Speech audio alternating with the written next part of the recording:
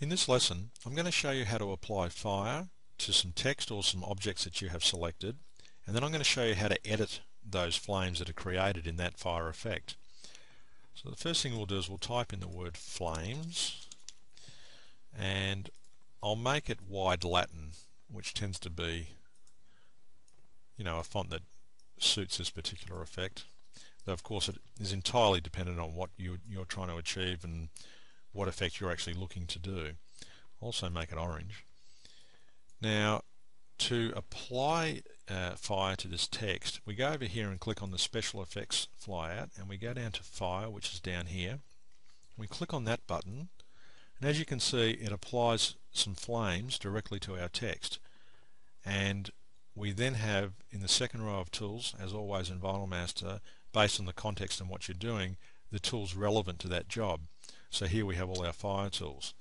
Now down in the heads up down here, we can hide our effect or bring it back. We can lock our effect, which is great if we're just moving things around and working on jobs that we don't want to actually click on our effect. And here we'll see a way of selecting our effect. So for example, if I just select the text here, I haven't got the flame selected, but I've got this button here. If I click on that, I then get the flame selected, as you can see. I click back on the text. I can also select it from this flyout here, Fire, and if I click up here, I can go up to the Effects menu, go Edit Effects, slide across here, and you can see Fire. If I click on that, the flames are selected, or the effect is selected. I've also got these corner nodes here, which let me edit this effect visually on the screen. So if I drag these out, it increases the turbulence. Push these back in.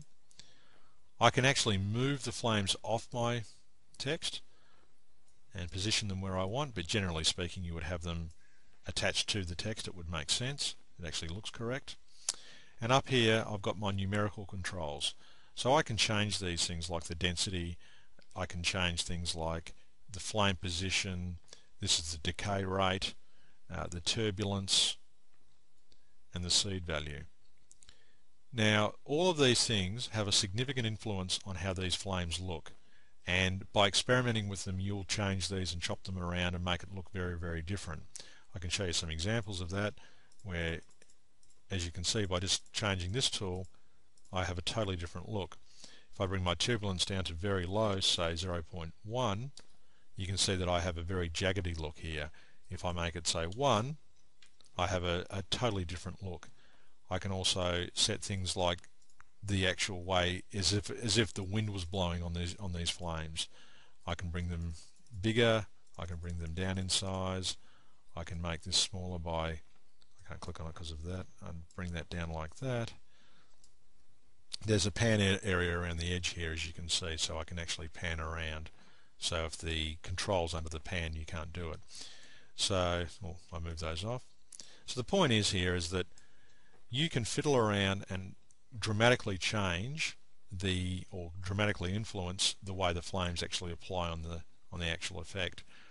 And you can change the seed value, which is the random value to generate the flames to begin with. And that's how the flames work, and that's the end of this lesson.